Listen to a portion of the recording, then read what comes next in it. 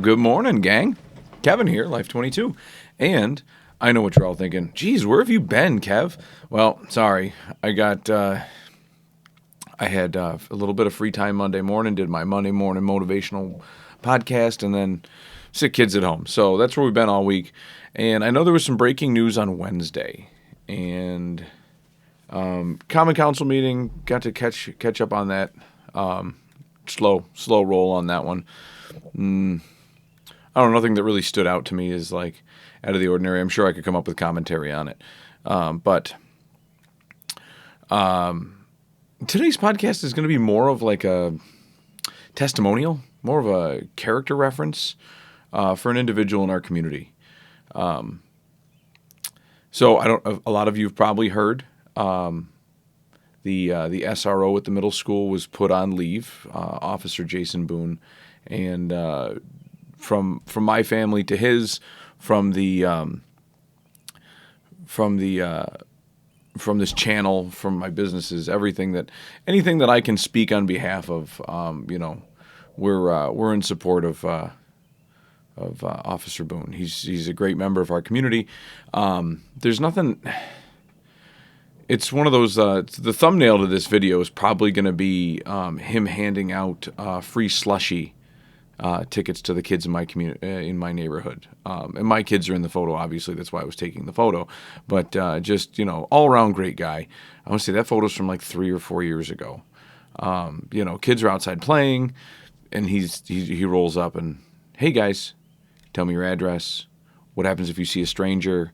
Asking just basic questions, just some community engagement. Just if you've ever met Jason, he is a phenomenal dude. He's happy-go-lucky. It's one of those like, I'm sure he's tough. I've never had to see him in a tough situation. A lot of times you can't really be on the force if you're not tough in a tough situation, right? Like, but he's a great guy. And as a parent, I got the notification from the school district that he had been put on administrative suspension or something for something, unrelated to his duties at the school. And, the rumors are circulating. And the only thing that I can gather is it's something in his private life that, you know what I mean? Like, you never know, right? Like, I'm a landlord, right? So if I follow New York State's prescription for how I'm supposed to serve a tenant, in other aspects of the law, that can be considered harassment. Because it's like, well, you shouldn't be notifying this, but they've asked you to stop notifying them about certain things. It's like, yes, but this is a contractual rental obligation. And it's like, it doesn't matter. They can serve you with harassment because you've been asked to stop. And it's like, but how do I remedy my rent? Like, tough noogies. This is New York State. And then that gets me into today's real point. Well, not real point. The real point is our support for Jason, but an ancillary point, if you will, is that New York State is just it's turning into a. I mean, I say it's turning into a hellhole. You guys out there might be like, Kev, look, clearly you've got something in your eyes because it's already there. Which may be the case, but I'd like to reverse course and make that not happen because I live here and I'm raising my family here, and it's ridiculous that stupid little minor civil infractions. So you serve your tenant an eviction notice as a cop, right? Like, I'm not saying this is. I don't think Jason's a landlord. I'm just throwing this out there. You serve one of those, and all of a sudden it's like, hey, you have a harassment complaint against you, or you have this against you, or somebody is suing you for owing them rent. Like, that stuff can put your integrity at risk at work, so you have to get put on suspension. Like, this is all speculation, but these are like something clearly in his private life that was most likely not criminal. Because if it was criminal, he'd be put on permanent, and I believe you'd see that like there'd be a press release that he'd been removed from the force, right? Like, these are things that I don't have insight into, and so I can't speak on it, but I can speculate because that is my right as an American citizen, is to speculate on different things that are happening in my community, things that are happening around me, things that are happening with my government. And so, Like, it's just, and I understand some of the reason for it, right? Like, you don't want a cop out there who's beating his wife and you know what I mean? Then he gets arrested for it. It's like, okay, well, you should be suspended from the force because, like, we don't need somebody who can just fling off the handle and go, like, beat somebody who is most likely inferior, like, not inferior, but, like, physically inferior to you. Like, you know, like, oh, he beats his kids. Or, you know what I mean? Whatever it happens to be. You don't want somebody that's on the force that can do that. And I understand why they put these protocols in place, because officers of the law are fiduciaries, right? They are held to a higher standard than everybody else. But I mean, and it's the political climate we're in too. I mean, we've got, before the last presidential election, we had a woman from 35 years ago with sketchy memory and who seems a little batty, claiming that our current president, at the time, our former president running for president, like, she was claiming that she got, like, raped at a department store. And it was like her memory's sketchy. There was no cooperating. Anyways, there was no witnesses that backed up her story. And there was just a bunch of other little things.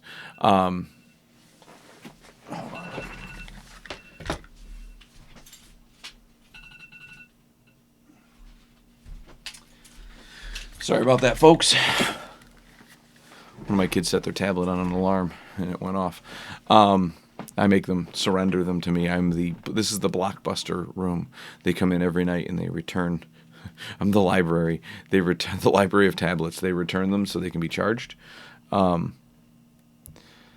So anyways, no, that's the climate. And that was in New York is where this trial is happening. And a jury who the gut feeling, well, we don't like the guy. We're from New York City. We don't like this guy, blah, blah, blah, blah, blah. Which, I mean, New York City would be 10 times worse if Donald Trump hadn't been there in the 80s and 90s. But, oh well, right?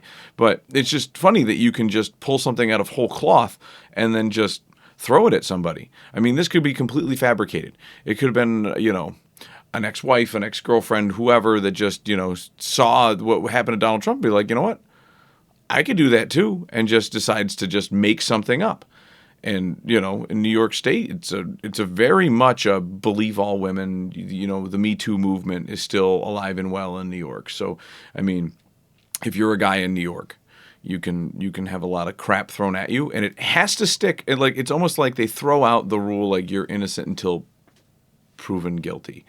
Your guilt as a male in New York State, you are proven guilty.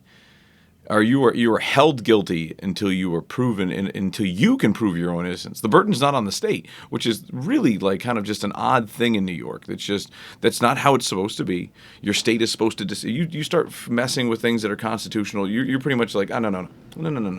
Your business model is flawed. We're going to dismantle your state, and then we'll let you rebuild it as long as you're following these federal constitutional guidelines that umbrella all of us.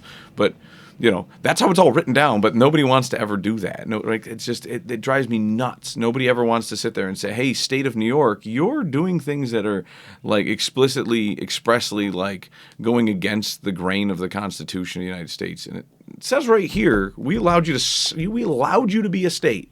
Like, that's the thing, is like, all these states, it's like, you're allowed to be here in the United States as states if you follow this umbrella. And then people don't, and I don't know, going on a constitutional rant now. It's like you're violating the covenant that is here, and if you violate it, like, you shouldn't exist. Like, it's like, see, in New York, well, we act differently. Well, it's like, yeah, but you're acting completely opposite. It's like, I don't know. It's just it's crazy, and it's crazy that something so, like, that New York has gotten so out of hand that in a small town like community that, like, something like that could have happened, and it stinks. Like, if you just saw, like, the not that I don't have any examples of this, but if you just saw the angry cop that was just, and he happened to be, like, the only guy for the job, and they sent him to the school, and he was just this grumpy, just angry cop. He goes home every day and his wife yells at him, and he's just miserable existence.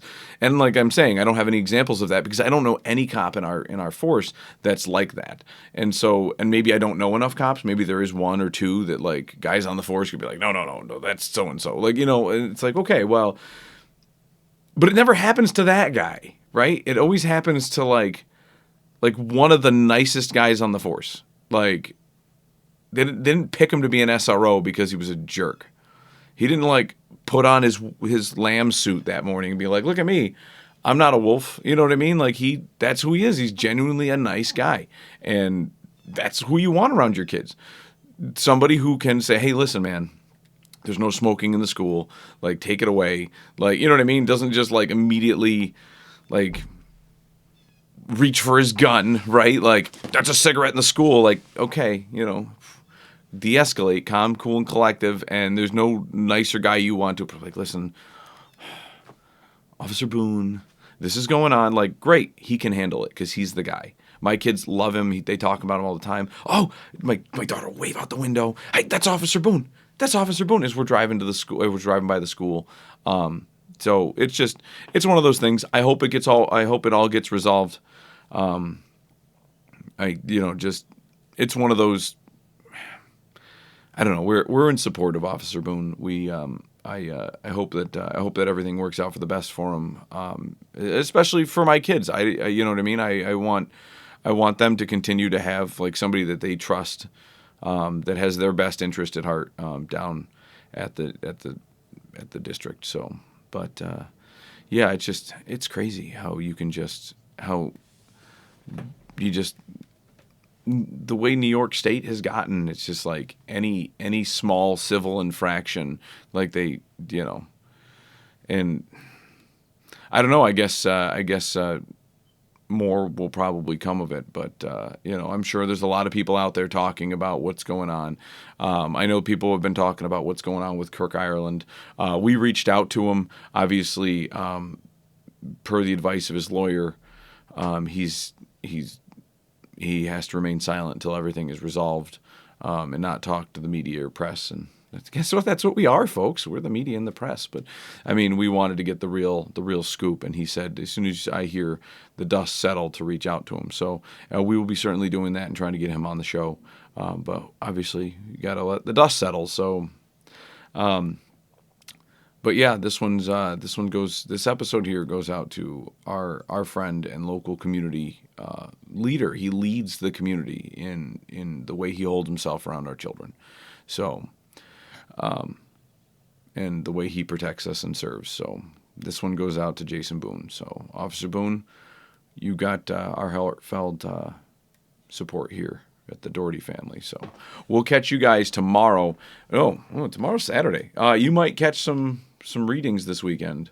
We got a couple more letters in, man. And I heard there's some updating news, some exciting news on Luke Winkie.